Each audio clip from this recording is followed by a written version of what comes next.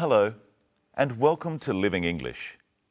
Today, we'll look at giving instructions, how to tell people what you have to do to make things.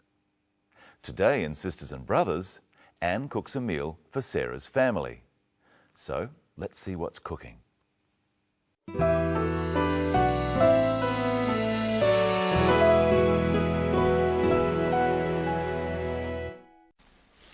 What are we having?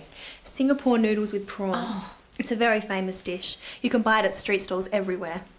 I hope you like it. I'm sure we will. So, what do we do first? First we have to peel the prawns.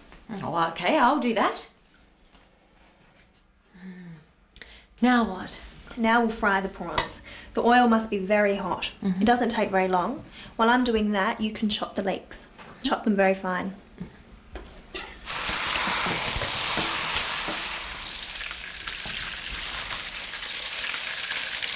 Like this? Yes, sort of.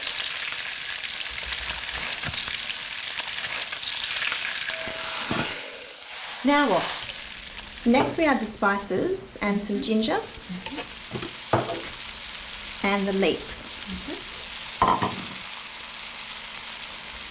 Okay, and now? Now the leeks are soft, we put in some bean sprouts.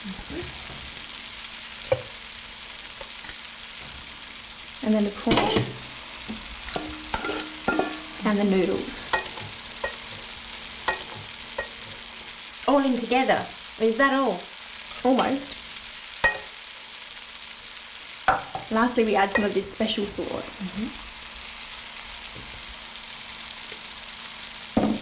Didn't think I'd be able to find this here. Your market's very good. That's it. We're almost ready. I hope your family's hungry.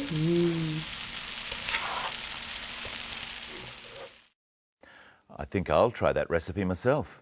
It looks easy, but delicious. Let's have a look at the order in which the meal is prepared. First we have to peel the prawns.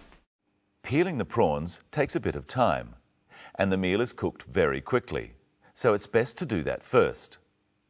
They peel the prawns, and Sarah asks what the next thing to do is. Listen to how she does this. Now what? She means, what do we do now? Or, what's next? Practice saying, now what, with the clip. Now what? So what is it that we should do next? Now we'll fry the prawns. The oil must be very hot. It doesn't take very long. Anne said it doesn't take very long. She means it only takes a short time. We often use this expression for things that happen quickly. Try saying, it doesn't take very long, with Anne. It doesn't take very long. In the next clip, listen for the word Anne uses to mean during the time that or at the same time as. While I'm doing that, you can chop the leeks. Chop them very fine. We say while to mean during the time that or at the same time as. During the time that Anne fries the prawns, Sarah chops the leeks. Let's have a look. Like this? Yes, sort of. What does Anne do next? Next we add the spices and some ginger and the leeks. Okay, and now? Now the leeks are soft, we put in some bean sprouts.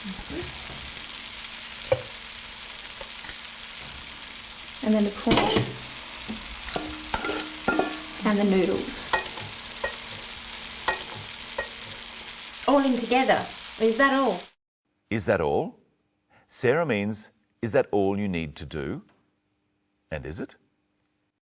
Almost. Lastly, we add some of this special sauce. For the final or last thing, Anne says lastly. Lastly, we add some of this special sauce. She could have said finally. Finally, we add some of this special sauce. Now we're going to look at those instructions and change them so that we are talking about what happened instead of saying what is happening. First, let's listen again to what is happening. Lastly, we add some of this special sauce.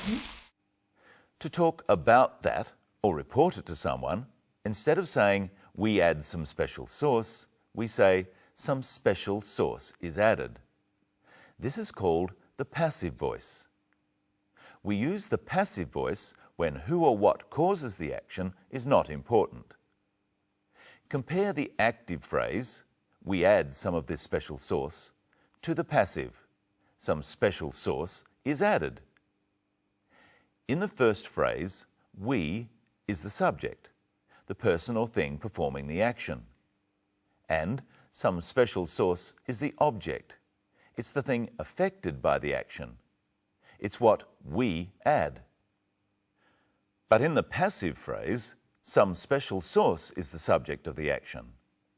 When we use the passive voice, we just say what happens to the subject and not what the subject does. By using a passive verb such as is added. Add is an active verb. It says what a subject does. Is added is passive. It says what happens to the subject. Some special sauce is added. Now listen carefully and think how this next phrase can be made passive. Next, we add the spices. Next, we add the spices. That's active. It says what we do. Add the spices. The passive is, next, the spices are added. That just says what happens to the spices. They are added. Notice that the active verb add changes to the kind of past tense called a past participle, are added. Now it's your turn to try some. This is the active. We show films in a cinema. What's the passive? Films. Films are shown in a cinema. This is the active. How do you pronounce this word? What's the passive? How is this word pronounced? Now listen to Anne use the active voice and then repeat what she says. First, we have to peel the prawns. First, we have to peel the prawns. That's the active. What's the passive? First, the prawns are peeled. And here's someone who's very active. Hello, Michelle. Hello, Brenton. Hello, everyone. What are we going to do today? You're going to follow my instructions. Really? And you have to listen closely. I want you to follow my instructions and tell me what has happened in the passive. Okay. First, open this box.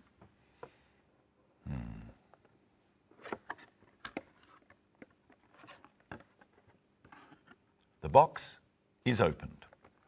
Next, take out the camera. The camera is taken out. Turn the camera on.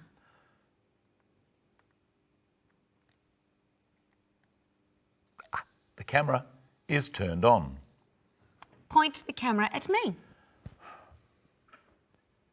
The camera is pointed at Michelle. Take my picture.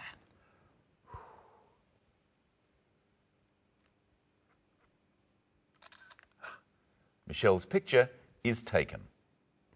Now we'll replay what Brenton did. And I want you to tell me what happened in the passive voice. Here's what I mean. The box is opened. You try. The camera is taken out. The camera is turned on.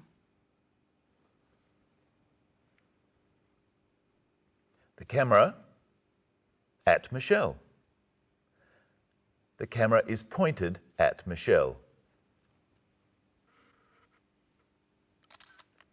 Michelle's picture Michelle's picture is taken. Now listen to Anne again. While I'm doing that, you can chop the leeks.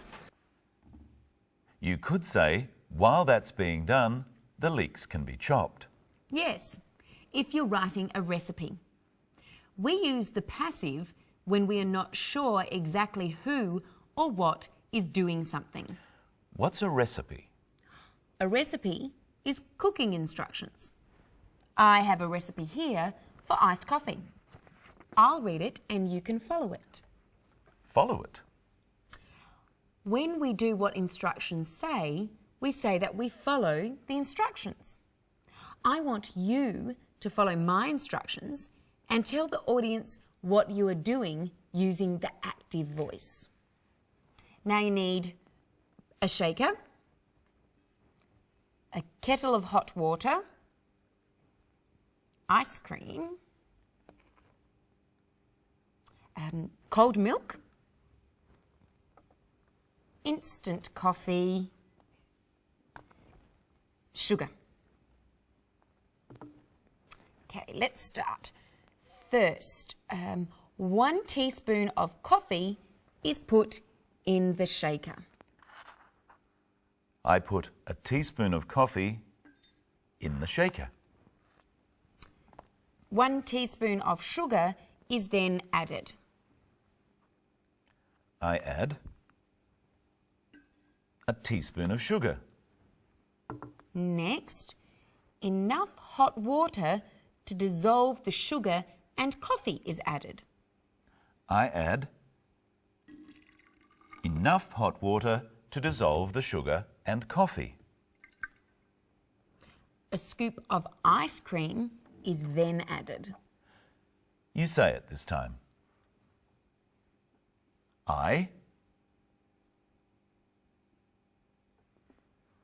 add a scoop of ice cream. The lid is put on and the contents shaken. Try again. I put the lid on and I put the lid on and shake the contents. Then the lid is taken off and the shaker is filled with milk. I take the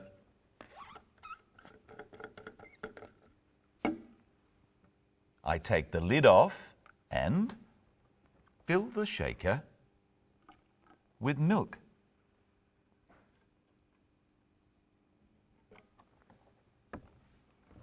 Finally, the lid is put back on and the contents shaken vigorously. Finally, I put the lid back on and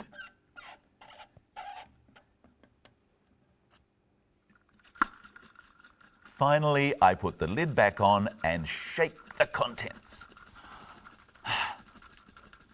Is that all? Yes, except for drinking it. And that's all we have time for today. Next time, we'll look at the words we use to describe food and see if Anne's recipe for Singapore noodles is a success.